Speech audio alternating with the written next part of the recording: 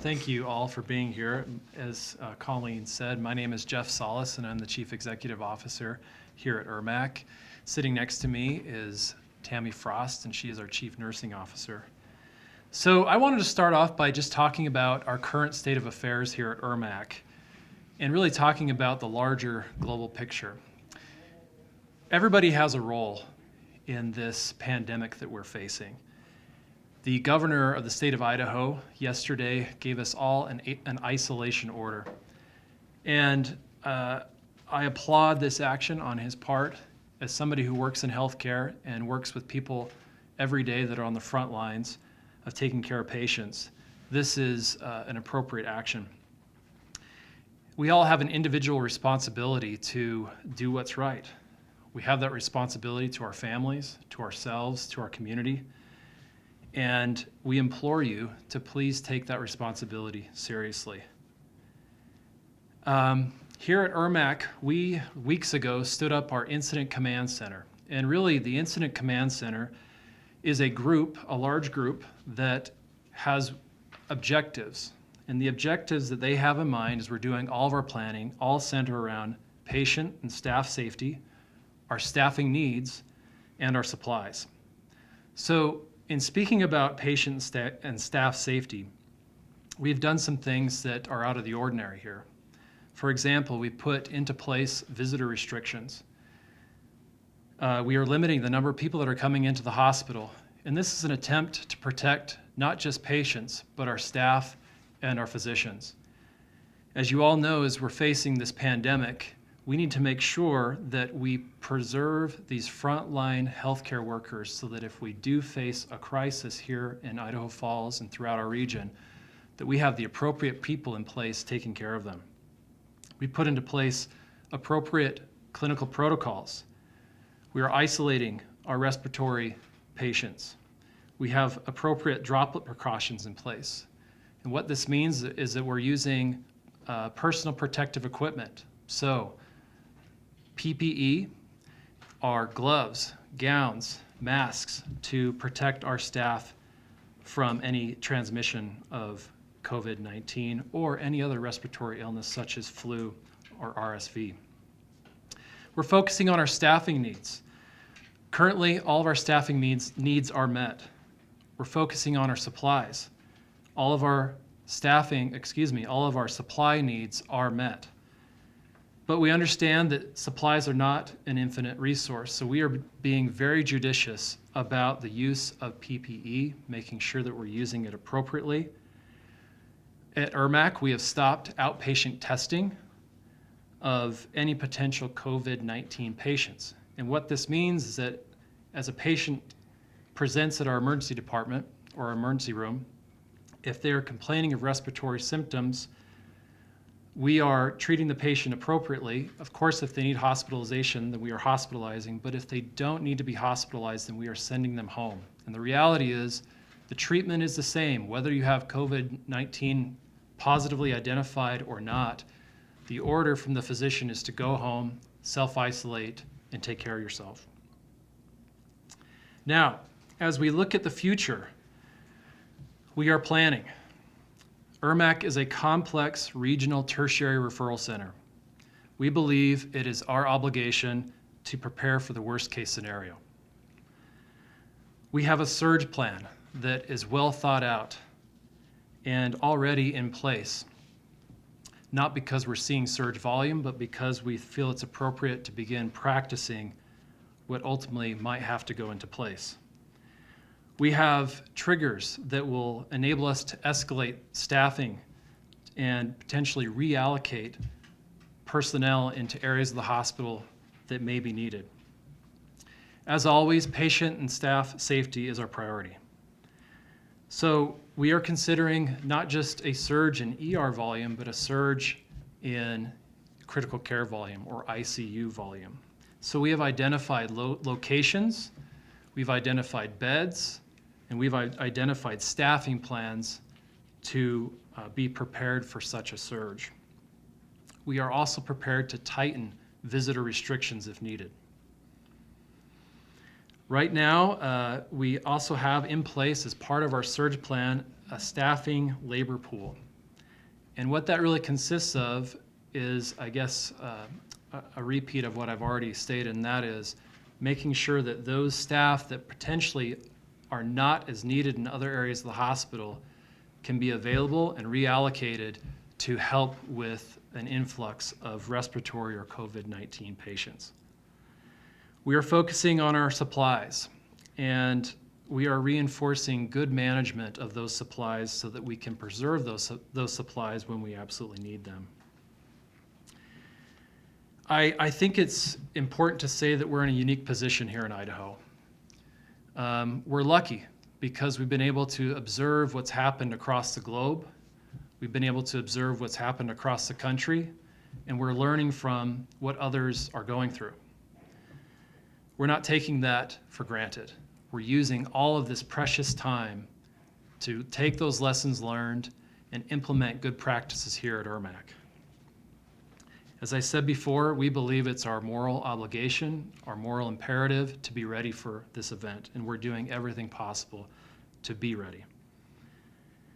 I want to close by saying that we're all in this together. This is a fight not just for our staff and our team here at EIRMC, but for every one of us here in this community that we love.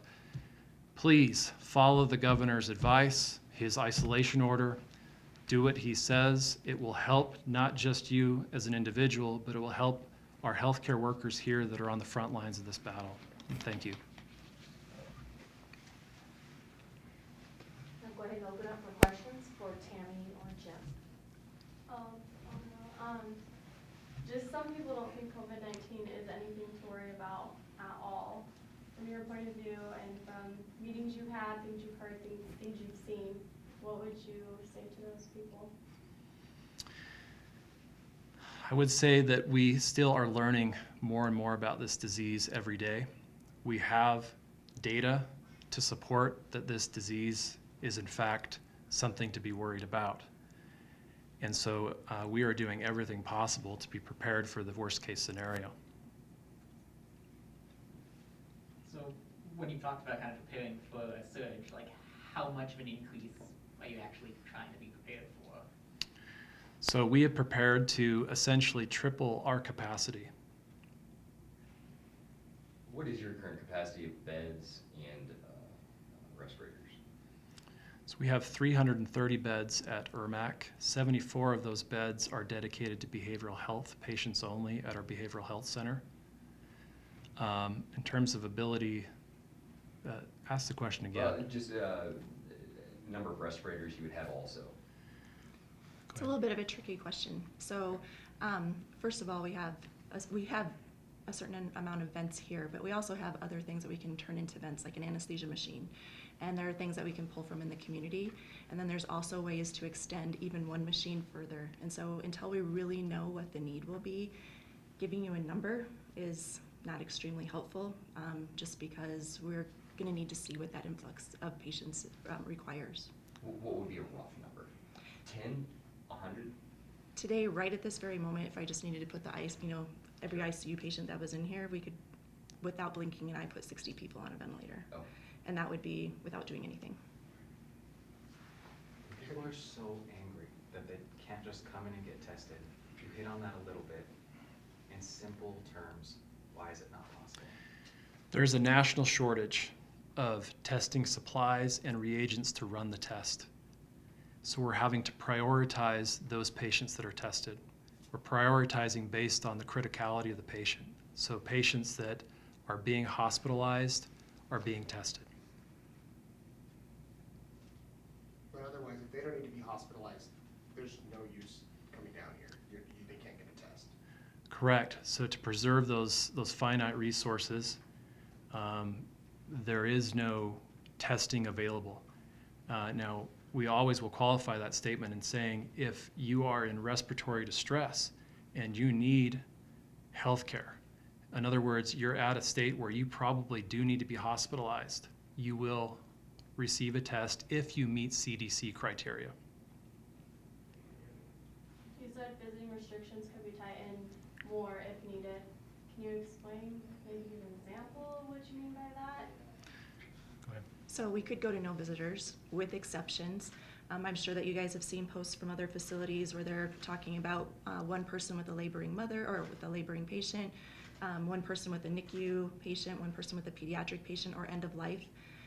That would probably be our next step with other like really restricted things put in place for just kind of one-off scenarios. But there is a level 3 that some hospitals in those really hard-hit areas like Seattle and New York have put in, and that is just no visitors at all. And that really is just to protect everybody that's in the building.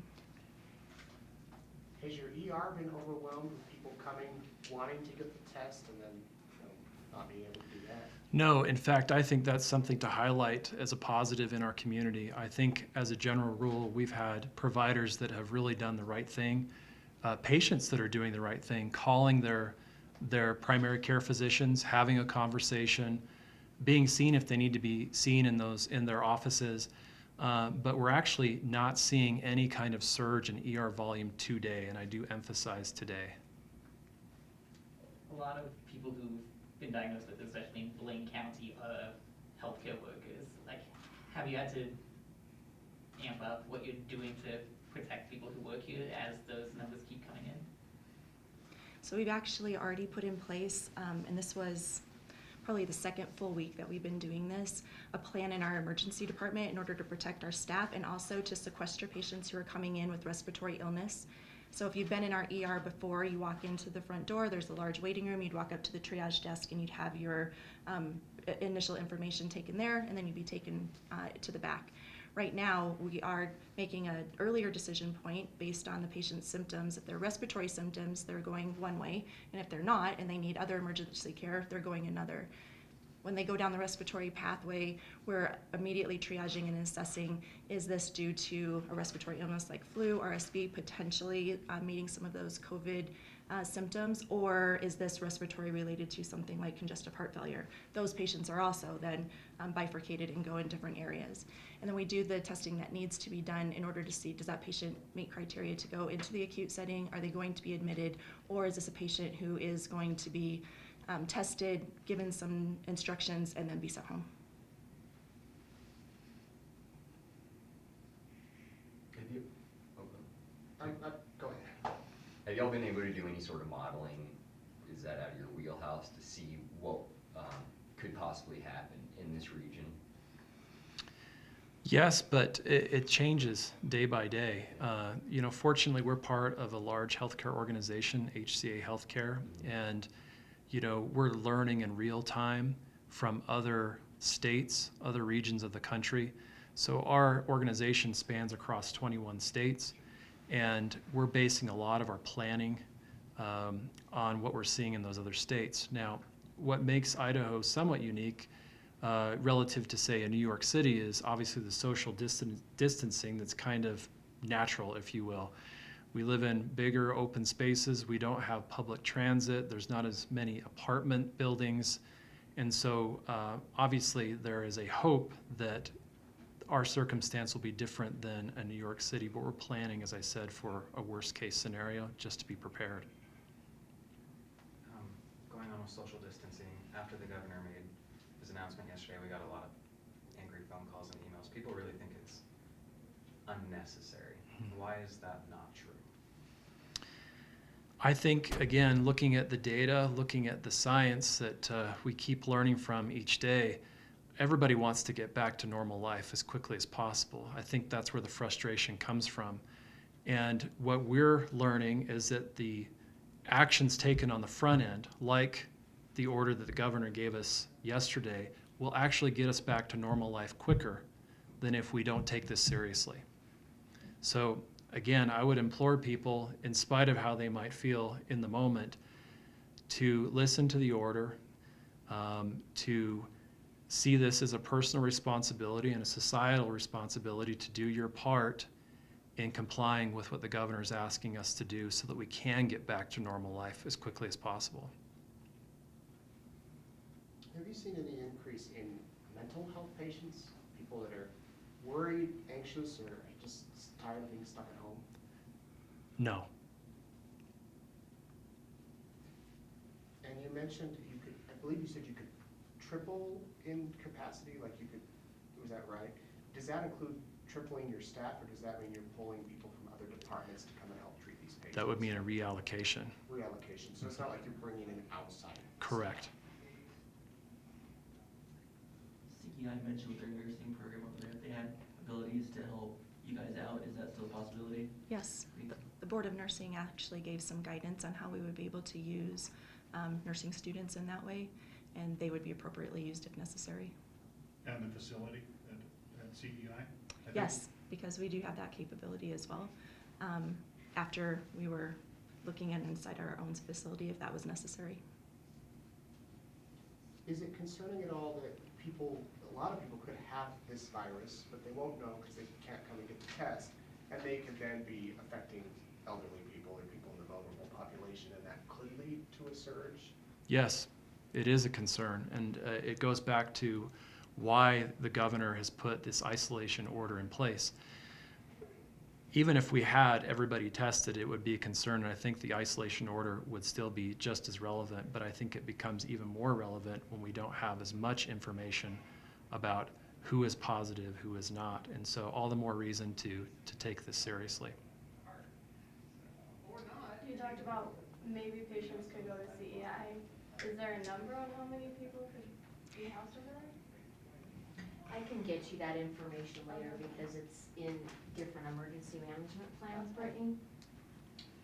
We could house a lot of people here before we got to that point. How much is what's going on here going to change when there's the first diagnosed case in Bonneville County? I think a lot. I mean, my personal opinion, and just going off of what Jeff is saying, the more, I mean, you keep hearing that cliched term now, flatten the curve, but the more we can actually do that by not having this, what they call community spread, that will directly impact what we see in our own community. I mean, we're fortunate that with what we do know right now, we don't have a positive case in our county currently, but they're all around us. And so the more we adhere to that order and the more that we maintain isolating and in place, I think that that will have a direct impact. And we don't know what might come tomorrow and what might change. So doing our part today is imperative. In terms of what we do here at the hospital and the way that we treat patients, I don't believe it will change much because the protocols that we put in place here are meant to protect our patients and our staff today, not tomorrow, but today. And so I don't think that you'll see much change on that front. Were you kind of relieved when they closed Yellowstone and Teton, so there'll be less people coming through the area? Yes, yes. As saddening as that is, I mean, we all love our national parks. We love to be outside, but the reality is we know that about 4 million people come to the park, to Yellowstone alone, every single year, and they come from all over the globe. And so, you know, again, in the spirit of social distancing, isolation, and trying to stop the spread, that's good news. There's a question for both of you. If there were just one thing, because I'm sure you get tons of questions every single day, if there were just one thing you would want the common person to understand about what's going on right now, what would it be? Stay home. Good hand hygiene. The things that the governor is asking us to do, focus on that. I would have to say the same thing. I think not panic. If you're doing the right thing, you know, there's no need, but we are here to help when there is the need. And as healthcare professionals, do you have hope for what's coming in the coming weeks? Yes, I do have hope. I have a great love for this community. I think that Idahoans are incredible, and I think that we are responsible and that we do the right thing more often than not. I think that we do have, as I said earlier, a unique advantage of learning from other people and paying attention to what's happening across the country and across the globe. So I have hope that we'll pay attention to that, learn from those lessons, and flatten that curve even more. Do you think we should have started this earlier in response to this? Or? You know, tough to say. I think that what we're doing right now is the right thing. Only time will tell. What do you say to people who try to blow this off and say, X number of people die from the flu every year, this is nothing, when obviously there's a disparity in the rate of death with this. I would say it's a new virus that we're learning more and more about every single day, and nobody has a complete understanding of what this means, and what kind of impact ultimately will have on the world. And so without knowing, I think it would be imprudent not to take it seriously.